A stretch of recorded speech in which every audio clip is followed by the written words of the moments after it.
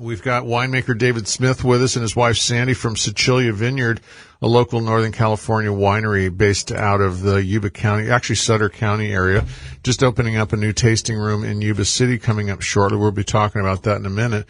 We just got off the phone with Carmel Mooney. She did the travel part, but David and Sandy were nice enough to bring some food along with them, so we've got the whole deal. And I'm considering this kind of a lifestyle thing. So Sandy, just put that right there, and let us know what you're up to today. And thanks for coming in, by the way. You're welcome. Yeah, well, good. So now I know David's busy pouring. So tell us a little bit about. We're going to do some whites and some reds, and we're going to do some food pairing as well. Right. We're going to pair the white with a caprese salad. Okay.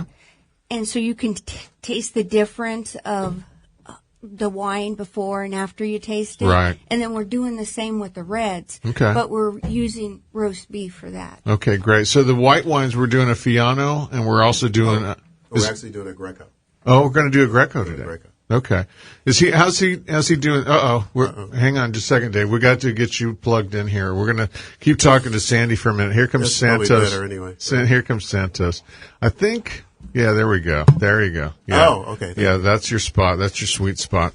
So, we should have done this little seminar just before we got to everything going. Thank you, Santos, our main guy on call here. So, David, Greco. What's the difference between the Greco and the Fiano, just in general speaking? I'd say in general, the Greco is a much more, a much more complex wine. Mm-hmm. It has a lot of different flavors that come at you in different layers. Mm-hmm. The grape itself is very small. It's an ancient Greek grape. It's been around for centuries, but very few acreages planted in California, actually in the U.S. Mm-hmm. It's really a family of grapes. So we actually call this a dry white, but it's a bad name because it's not dry. But you'll see it's got a very, very intense gold color to it. Very, yeah. And actually, this one combined with our Cote de Volpe was blended by the people over at Rockwall Winery in Alameda, and they won 90 points in the Wine Enthusiast. So. Yeah, I read that. In fact, I've got it. I printed that out today. I know those guys over there at Rockwall. Yeah, and that's all ours, so that was nice. Nice, that is nice. So let's just back up for just a second and think. People are familiar with, say, Pinot Grigios and Sauvignon Blancs, and that's the sort of the realm of light whites that we're talking about, right? So this one is, again, this is the Greco. Is this going to be more on the color so beautiful? Is this going to be more toward a soft blanc, or is this more mineralized or minerally like I'd say Pinot? I'd really like to get your opinion. I think it's going to be more mineralized, and it's going to have much more intense flavors than the soft blanc. What I like about it, just right off the bat, is it definitely reminds me of what I would think of as a old world. Yes. I mean, it's very old world. That's one of the signatures of your style, as a matter of fact, is which makes you unique in this area, I think, is because a lot of people are.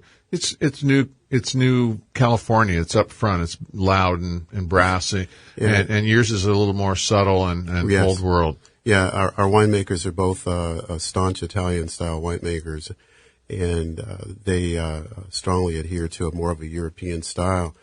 People who are more accustomed to the traditional whites like the Chardonnays, the Sauv Blancs, the Pinot Grigios, will easily slide over to this. And we've converted a lot of red wine drinkers that were staunchly red wine drinkers at the different events to white wine with this one in particular. Mm-hmm. Gosh, this is honestly delicious. I wish there's so many ways to describe it, honestly.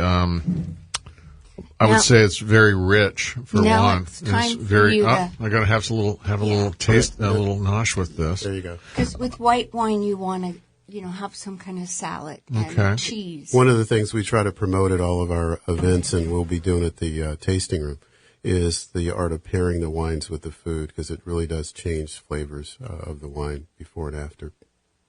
Keep going. He's eating. And then the balsamic on there is Sandy's concoction, a special recipe. Well, one of the things about pairing is that it definitely enhances both sides. It enhances the food side, it enhances the wine. It sort of changes it, and this really is a nice partnership. I think what kind of cheese is that on there? It is mozzarella. Mozzarella. Well, anyway, very good stuff. This is going to be a little challenging to eat and talk at the same time and drink and swallow, but we'll get through it. But David, I want to hear a little bit of the backstory. I know that you guys were in Italy, a decade or so ago, Right? And you're a doctor by trade, and Right. so what was the evolution of? We start off the show every week by saying that don't give up on your dream, but don't give up on your day job just yet, because everybody has a passion that they want to do, but not everyone can do that, True. or they don't believe they can until something shifts gears for them. What shifted gears for you? Well, it was a complicated set of events. I had visited numerous wineries. Sandy and I were married in 06. We met in 02. I was divorced in 99. So one of the ways I coped was going to different wineries between 99 and 02. So I visited almost all the regions and slowly got interested in it, took some courses at Davis. And then when Sandy and I met and we bought this country property, I thought it was just going to be for hitting golf balls. And then eventually we met a group of Italians. One was Diego Barasone, and then he introduced us to Mr. Cordy, who has the first tasting room in the county. We took some more classes and then decided to do this. So it was a process that we started in 2010. We ripped actually in 9, took some more courses in 9 down in Paso Robles. And then just as we planted, she was diagnosed not long after that with breast cancer. So she's now survived that. We're out 6 years. Congratulations! Yeah, And she's back to her old self. and she jogged up the stairs. Man, we're on top of Mount Huth here, and she was saying, Sandy was saying earlier, that wouldn't have been possible for you earlier, but congratulations. You're looking great, by the way. Yeah, now, Thank you. now she's all over me about where's this, where's that, what Yeah. did you do with that? So anyway, I remember Diego and I decided on the varietals when I was driving back from SAC from work one night on which warm weather varietals we would pick, because we wanted to pick the varietals that would go well in the climate, not varietals that we forced into the climate. Sure. So we chose the whites were somewhat now rare whites. They're the Greco, the Coda di Volpe, and the Fiano. And then the reds are Negro Amaro, Primitivo, Tiroldigo, which you'll taste today, which is an unusual red that I think people are going to really like, and Barbera. So we had our first harvest in 12, and you'll taste one of the 12s today. Well, the Primitivo and the Barbera are obviously well known around Right. here, and this is sort of an area where it's real natural for them to grow. But Right. the Tiroldigo, I love your choices, because I'm wondering, in the back of your mind, do you wish you maybe had a few more acres? Because I think this is going to catch on. It's a two-edged sword, because I call myself, I'm the dirt guy, so I do all the tractor stuff. I do all of the spraying, and I might say too that we practice organic practices, although we're not organic certified. So we don't spray any herbicides. I have a machine that does the weeds because we live there, and I don't want a lot of extra bad things in the ground. But all vineyards have to spray for mildew, and that's the thing that I have I have a lot of type B characteristics and a few type A, and that's the type A one. You really have to stay on top of the mildew prevention. So we have a program where we spray once you get a leaf break. You need to spray for mildew at least about every 2 to 3 weeks until about 6 weeks before harvest. And we've been fortunate enough not to have any mildew for this past season. So it's gone well. And then it's a drill once you do the harvest to get it to the winery, because our wines are processed in Lodi mostly. So the trucks come and the pickers come and it's on. Yeah. And But you no, guys, it's a two-edged sword. To go at your question, there's times when I wished I had some different varietals. I would have loved to have maybe some Tempranillo, and I'm blocking on the signature grape of Sicily, which I'd love to have. But Barolo or no, it's Aglianico or no. There's another one. I'll try to remember. okay. Montepulciano Abruzzo. Yeah, that's yeah. But It's like Jeopardy here, folks. But I think that this is about as much as we want to handle. Well, I just meant from the standpoint of that other wineries that don't have access to these grapes are going to find out that they love what's going on, and they're going to want a little too, just like the guys at Rockwall did. But Right. At any rate, well, I think we're coming up on a break pretty soon. So yeah, but yeah, stick around. So We'll go to the reds next. Yeah. Now, of these two here, David, which one are we? We're going to actually, this would be a little different. We're going to go with the Primitivo because Okay. the winemaker and our grapes are more of an Italian style. So that Primitivo is a much more a lighter, I guess you would say, not as fruit forward, a little more balanced. It's coming in at about a 13.8 alcohol content. Yeah, that's what I was going to ask. And I think you'll find that a very smooth Primitivo. As you know, there's a lot of controversy between the Primitivo and the Red Zin. A lot of people are saying, well, they're the same. Well, they're not. They're clearly not the same. They're not. I've told people, and I may be somewhat incorrect here, that the Primitivo is what I consider the mother grape, or of the what we now know as Zin, like a couple of clones away, maybe. But right. And it's really started in Croatia, didn't it? Exactly. The parent grape is from Croatia, and there's a clone that went towards the Primitivo, and then a clone that became the Zin. But if you try to get into Zinfest with that, they will say no. Right, rightfully so.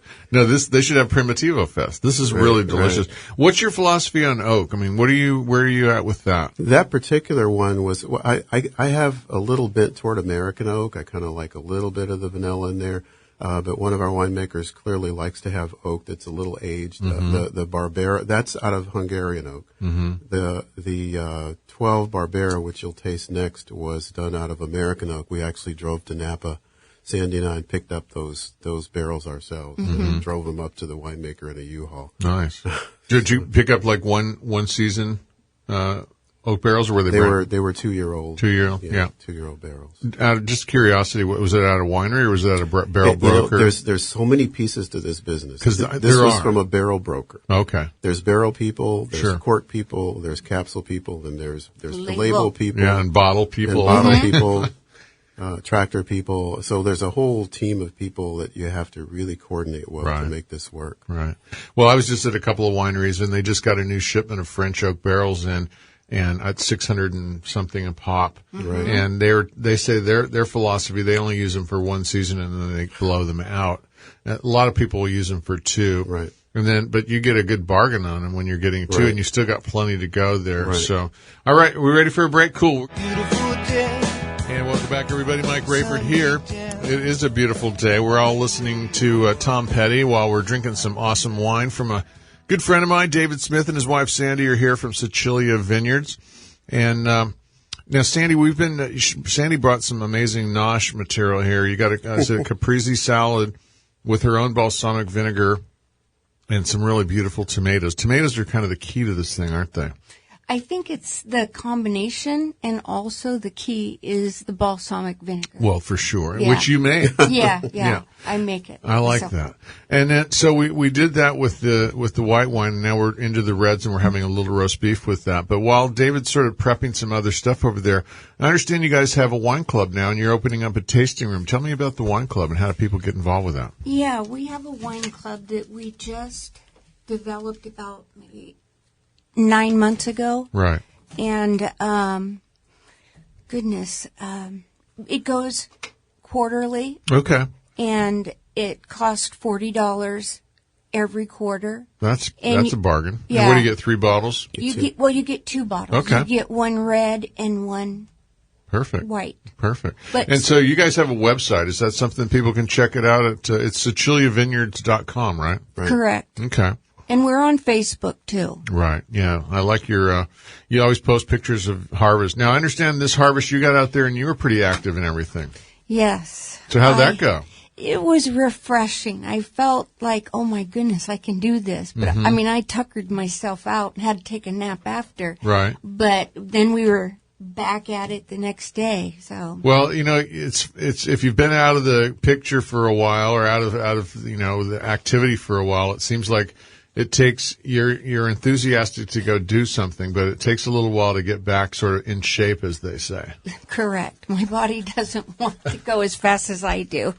Yeah, one of the things we did with the wine club too, for people who really are mostly exclusively white wine drinkers, then they'll get 3 bottles because our price point is $25 in general for the reds and $18 for the whites. Mm-hmm. Yeah. But if you become a member, you'll be one of the first 50 members, awesome. know. So this is a new thing. Yeah. We have about 14, 15. And the benefits are that you will get 20% off regular priced wine. Sure. And then the first tasting, we will have you come when our wine comes in, the first tasting. First release. Oh, okay, got it. First release. Yeah, There's the word. Got it. Sorry. Yeah, perfect. And then on your birthday month, you get anything you want Wow. for half price. That's great. And then we have annual parties. We have just where it's the club members that'll come, and then we've kind of been dabbling with bringing in the community too. Like, didn't you guys have a release party or some kind of a thing Right. a couple months ago? Yeah, in May we had a release party, and it was great. We had a local band, and we had probably about 200 people out. We've been blessed with a beautiful property that's got a nice view of the buttes, and I think people had a nice time. Yeah, I heard good feedback from everybody as well. So, well, that's great. Well, so now let's go moving on into the wines now. So we went from the Primitivo, and you brought two different vintages of the Barbera. You got a 12 and a 15. Right. I wanted you to taste the difference because the 12, I think most people would say, is extremely smooth. It was our first harvest, and that was in the barrel for almost 3 years, and is aging very well. And then the 15. Yeah, you can do the 15 in there. The 15, So David. I think that's okay. the 15. I think you'll taste a little bit of a spice on the end of that. Yeah, the 15 looks a little deeper for some reason too. It's funny because it's not just how you do the wine or make the wine each time. It's the year that gives you the fruit, right? Exactly. Some wetter, some drier winters, and so forth. Puts a different spin on the fruit as well. So did both of these same amount of time in the barrel? The 15 the 12 was in there for a longer time. 2 years. I think it was 2 years. The 15, I think, was just one. Well, yeah, the 15 you can tell it's young. But it's going to age well because it's got a little bit of tan and it's a little bright still. And you taste the finish is different. Definitely has sort of that clove or spice type of a finish on it too. Very good. Yeah, we go back. We have a 13 that we have as well. And that has even a little more spice. But what's nice is that when people taste the different Barberas, it kind of works out to almost 30-30-30. Someone likes one. Somebody will like one much more than the other. So it's nice to have the choices. Well, good stuff. So in total, your vineyards are how many acres? We have 5 acres, and we yield about 20 tons per year. Help yourself, Santos. We got some food going on in here, and we got some wine. We're a little short on glasses, but you'll figure out something. So, fortunately, now we're beginning to get the wines back that have been cooking all this time. Right. So we've got a lot of Primitivo coming in. We have a lot of olive varietals coming in the next several months, and the whites that were harvested just this past season will be coming in later in the spring because those don't need to be processed for very long. So what I noticed, I had to go do this event back in Carolina, and they wanted me to bring out a winemaker from California, and I thought, sure, that's no problem, right in the middle of crush and harvest. How did yours go this year? It went well. Yeah. The problem going forward, I think, is labor. So we're trying to get a little bit creative. One of the most fun harvests we had, we have a small block of the Negro Amaro grape, which Mark Henry, a winemaker in Grass Valley, loves. Oh, okay. How many rolls? We have 6 rows. 6 rolls. And we produce about 2 tons of that. And Mark came down, and we did a benefit with the local Franklin school. So they sent some teacher volunteers, and we donated money to the school for the harvest. And then we gave them a nice lunch, and everybody had a great time. Very cool. The children who were gathering cans, and the cans were all stolen. So, yeah, we wanted to kind of help them out. So that went into the like canned food. No, cans, aluminum cans. Oh, I see. So they can take it in, and then they can go on their big trip. Yeah.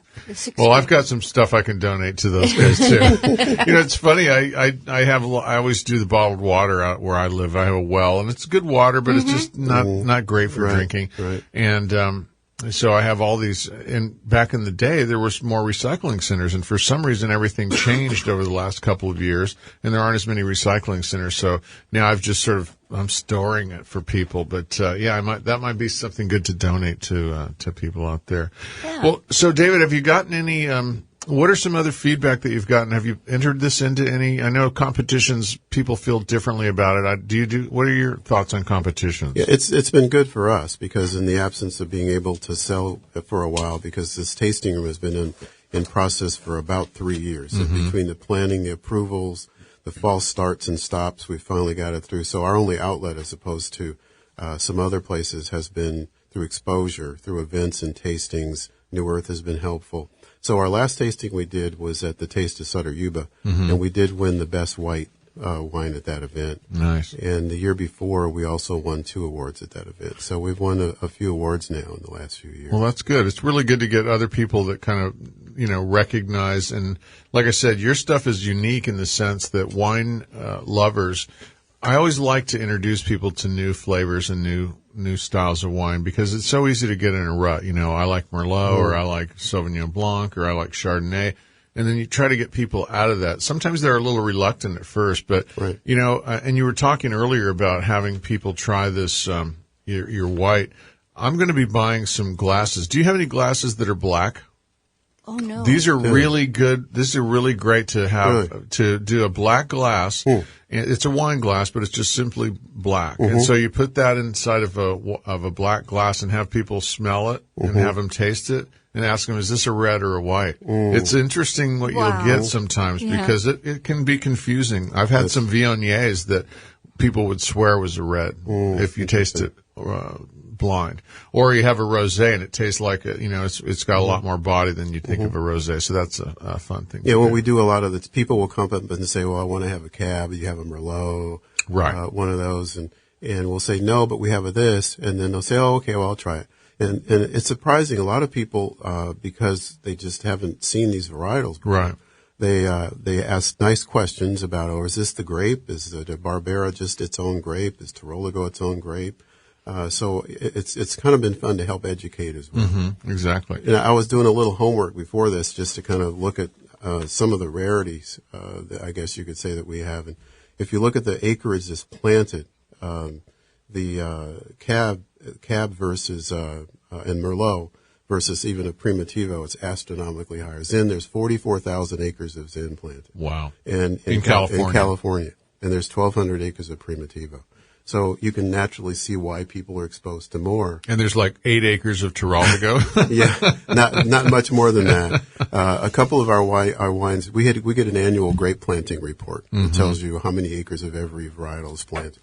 And a couple of our wines don't even show up on the report. Right. There's so few acres. 0.001. Yeah.